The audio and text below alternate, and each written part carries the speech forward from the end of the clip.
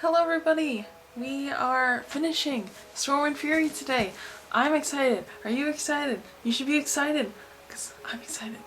But yeah, so we're starting at chapter 33, and we're finishing up Storm and Fury, and it's gonna be a good time, but after I finish Storm and Fury, I'm gonna take about a week off, and I kind of just wanna brainstorm, just figure out what I'm gonna do with the rest of the channel, and I kind of want to explore more things than just doing these same kind of booktube videos. I kind of just want to like the same summary, so I kind of want to do more than just that all the time.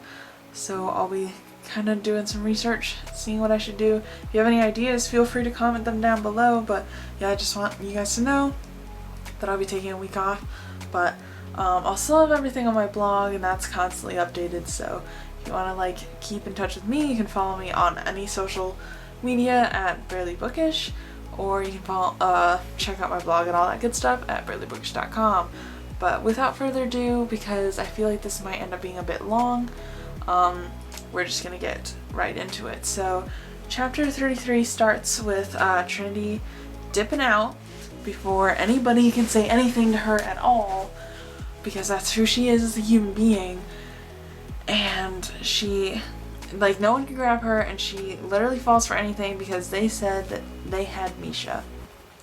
So obviously Misha isn't out there, but Zane launches his self-aim before he can get to Trinity, because Zane is the only one who is prepared here. He knows Trinity is impulsive, no matter how much anyone says it's a bad idea, so at least Zane's there. So Trinity saves Layla from getting murdered. So basically they're in full-out war now, but Trinity saves Layla from getting murdered by a Nightcrawler by throwing a dagger at it. And then Trinity is yelling for Misha, but he isn't there. I think it's just a ploy at this point to get her outside, which we later find out is not true. But that was my thought, was, he's probably not even there. They can just say that he's there. They don't actually have to bring him, because Trinity will literally fall for anything. So Zane says that she needs to get to Misha and get out of there. Train says that she's not going to leave Zane, and Zane says he will find her wherever she goes. Ah, so sweet. Also, she doesn't know DC at all. She literally only knows where your apartment and the clan is, so she's going to be in one of those two places. But, so I made a note here, and I think it's wild that they actually think Trinity is still, not Trinity, that Misha is still there, even though he wasn't out front. I personally would have assumed that if he wasn't immediately there, I would have been like, okay, he's not here at all. But I don't know how they're still assuming that Misha is actually there. So Trinity is starting to realize that they're outnumbered, and Layla is down. And then I'm just kind of trying to figure out, how did she not immediately realize after seeing a gigantic army of a bunch of demons that they were outnumbered? There's 4 of you, okay? You are not that big. But, Trinity is, oh, sorry. And then, okay, she decides to cut her hand, and I'm like, are you a moron? They're gonna eat you now. But I guess it's kind of a good idea. I just think it's a terrible idea. So Trinity tells Roth to get Layla out of there because Layla is uber injured. And Layla can't even stay in her form anymore. And he does, and Trinity lets the Grace take over. And she basically turns into a tornado with a blade, just spinning around and murdering anybody that comes within her arm reach. And a random upper level demon shows up and hits her in the side, causing her to lose hold on her Grace, and they start trading quips, which me and my sister talked about this the other day, but this is the most annoying thing in movies and books, where it's you have to have these smart one-liners while you're fighting someone. Sorry, I'm recording at night again, and this is actually 5 seconds after I stopped the other recording, and I'm just a wee bit tired, but it's okay. But yeah, they start trading quips, and I find that a little annoying here. I just feel like it's unnecessary in a way. I don't know.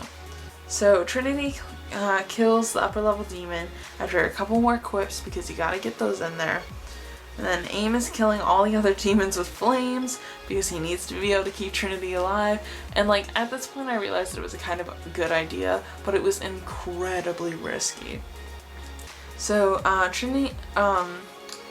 Zane pushes Trinity out of the way and he goes toe to toe with Aim because Aim started coming at Trinity. And you know, they're up in the sky. Zane is like absolutely wrecked because his body is like half charred at this point, and Trinity can't fly, so she literally cannot help either of them at all. Well, she can't help Zane. She would want to kill Aim, but you know. And I also think, you know, for a Trueborn, when everybody else can fly, why can Trueborns not fly? Like, that doesn't make sense. Like, even in their angelic form, they shouldn't have wings. Like, that's... I don't get it. So, Zane catches, the demon right before he gets to Trin, and he rips his head off with his horns. Yikes. And, Zane is not in good shape. He's basically charred. And then Misha just walks up and he's standing there. Yeah, and that's how they end the chapter. Again, on a cliffhanger. But we're gonna get right into it because you guys don't have to wait on that. So, chapter 34, Zane is definitely realizing something is a little suspect and something is not right about Misha. And my first original thought was that he was possessed, which we find out is not what's happening, and I am sad. But, no, it turns out Misha is just being super mean, and that, he says to Trinity, did she really think she was special? And he was just her faithful shadow. And at that point, I was really just kind of hoping he was possessed because it's not good. It is not good. He isn't possessed, but I really was hoping he was. So Misha says that they chose him and the protector bond can be broken without the actual warden's death, the protector's death. And Misha smacks Trin across the face and says that all he needed to be able to do was create a distraction for him to be able to get to Trin. And then Misha, all he has to do to break the bond is kill an innocent, and he isn't going to kill Trin, but not now, but eventually, and he's been planning this for years. And at this point, I'm mad. I'm not crying. I am angry, okay? Like, she trusted you. And like, here's the thing. I get that you may not have liked her as a person, okay? We don't like absolutely everyone. But I feel like not liking someone and thinking they have a bad attitude is a very, very different emotion than like wishing death and destruction upon them and like siding with the enemy to ensure that they can be killed. But I guess, you know, in a way, Misha was subject to a life sentence as serving Trinity that he didn't want. So but I'm not siding for Misha. This is very messed up, and like the fact that he started planning this as a child hurts me. It really does. I don't like it. So yeah, so Misha, we find out, was all behind the Riker situation. Misha said her mom had to go because she was figuring out that Theory made a mistake, and he's mad because everything is always about Trinity all the time, and that's why he was chosen for something. We don't know what for, but for something. And my thought is, if Trinity's mom was beginning to figure out that you know, Misha wasn't supposed to be their protector, I don't think, you know, they're not gonna kill Misha. They're just gonna... No, sorry. They're just gonna reanalyze the situation. It's not like they would like, be like, oh, we made a mistake, time to murder Misha. Like, he could have almost had an out here, you know? And he didn't. Instead of like trying to take it, he just killed Trinity's mom. Like, I don't understand the logic behind that. So Misha says he knows he'll succeed because Trinity can't kill him. And then we get like, this basically was just an entire scene that was like super vague and like us finding out that Misha is evil. So he mentions that the Harbinger is behind everything. Misha says that there's never been an us, only Trin, which is like, ugh. And then Trinity realized that he knows all of her moves, everything, and he can take her down. Misha says it was supposed to be you, confirming that my original guess was that Zane was supposed to be her protector. So I just want to remind everybody that I was right once. But Trinity says that she loves Misha, and then she fills with grace and just hits him with a death blow. And then Trinity feels the bond break, and Misha is out of there. And that entire like fight scene between Misha and Trin, I felt like was weirdly short with as much build-up we kind of had to it. Like, not that we had build-up that they were gonna fight, but like we had a lot of build-up that she was gonna find Misha, and I feel like that resolved very quickly to me. I don't know, it might have just been my personal preference, but I thought in my head that situation would be a little bit more drawn out. But Misha's not even the big bad, you know? He's basically a pawn in this entire situation. But yeah, so chapter 35 starts and Trinity is wrecked, and like rightfully so. Zane is still super charred, but he's saying that he's so sorry about Misha. Trinity is trying to get Zane to shift back or he's gonna die. Like, things are not looking pretty. Roth comes back because he's our absolute hero, and then we see like Firefly Sparkle showing up, which means that an angel's coming, so Roth has got to go.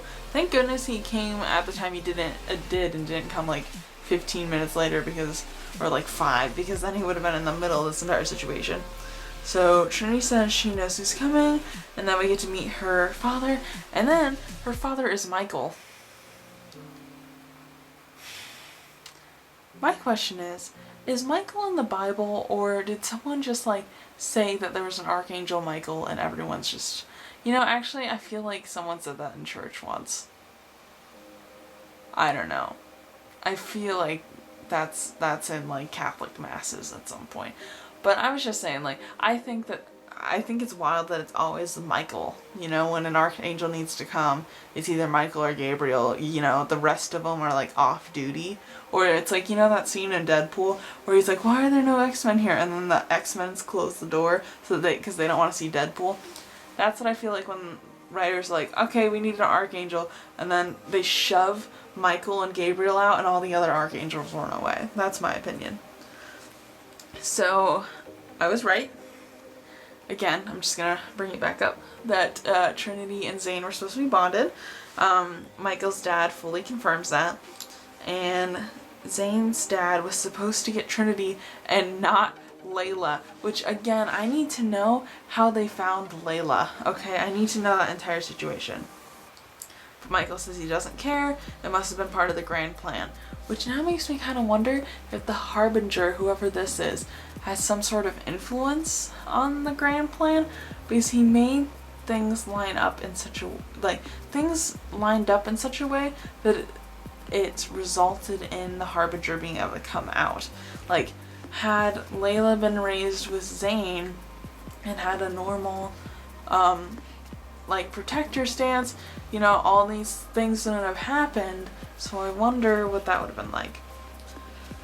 But Zane says he decides to become her protector, even though Trinity says like don't force this on him, but he decides to do it.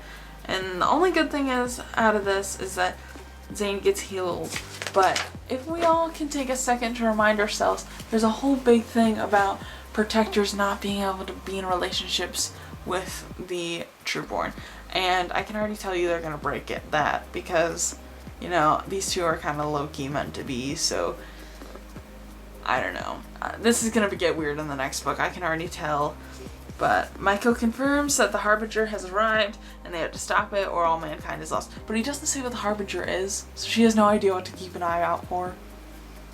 Because everyone likes to be vague and it's annoying. But yeah, so that's the end of chapter 35, which is of course a cliffhanger, and we're gonna move right along to chapter 36. So chapter 36 starts off with Trinity saying that it feels like a piece of Zane exists inside her, and that's weird because that never happened with Misha before, which makes me wonder that like how her bond with Misha was kind of just like two puzzle pieces that didn't really fit but kind of got smushed together. That's kind of what that sounds like. So Trin says that she had to tell Jada, Theory, and Matthew, but doesn't wholly recount the conversation to us, which is kind of nice. But Matthew left to come to DC, and Trin says that she can actually feel whatever Misha's feeling, which is kind of why I'm thinking that you're not supposed to be in relationships with your protector, just because if nothing else, you know, it's probably causing more fights because you know exactly what they're feeling all the time. But Trinity runs to Matthew's arms as soon as she sees him, which is adorable, and I love that. So the reason that Zane was always there when she needed him was because he was supposed to be her protector. Which, I don't even know, I thought, there was kind of a small inkling that I thought something like this was happening, but I don't think I ever mentioned it. But there's a small part of me that was kind of wondering if he was supposed to be her protector or something like that, because it was like when he started to show up in the time she needed him, I was like, But yeah, so the senator's house mysteriously caught on fire and burned down this morning, which is news. Trinity feels like Misha meant the world to her, but she also feels like that she didn't even know him, which it's gotta be like even worse. Like it would have been easier had he died, you know, because now he's completely tainted this memory. Well, I mean, I guess he did die, but he's completely tainted this memory that she had of him, which is awful. But Trinity fully breaks down. So she decides to like go out in the forest, and she just like full breaks down, and Zane pulls her onto his lap and comforts her while she cries, which is very nice of him. And Zane says that when she left, he could feel the bond, and then Trinity says that this is going to be inconvenient. And Zane says no, because when she needed him and he needed to be there. And then they also say that they don't think the Harbinger is going to be a demon, and then he takes her flying, which is how this book ends. So yeah, we're at the end of Storm and Fury. I need to read the next book. I have quite a few thoughts. Overall, I really like this book. I think it was super well written. It was a lot of things. There was a lot of cliches, but I kind of liked it. I really did. I think it's a big book. Like, look how thick this book is. But it's like, it's fast paced enough that it stays interesting. Yeah, I don't know. I thought it was really good. I think the fact that every chapter ends on a cliffhanger kind of reminds me of when you're a kid and you're reading a book before bed and your parents are with you or whatever, and you ask them to read you a chapter, and then it ends on a cliffhanger and you're like, please, another one, you know? I had that feeling again. And this book was just so good. It's definitely like binge worthy, you know? I highly recommend it. I really liked it. I wouldn't blame you if you waited till June though, so that you can read the next one right after, because having to wait makes me sad. But yeah, I hope you all enjoyed this. I did mention in the last video, or maybe the beginning of this video, I don't know, I recorded them back to back, but I'll be taking a little bit of a break after this one goes live, so you won't have videos next week, but I'll be back after that, and, you know, back with normal schedule of something. I don't know what it's gonna be yet, but yeah. Thank you guys so much for joining me on this journey. It's been so much fun. I really like this book, and I can't wait to read the next one. And you know it'll be all over my Twitter and Instagram and all that good stuff when it actually comes out. But yeah, thank you guys so much for watching, and I'll see you in the next one. Bye!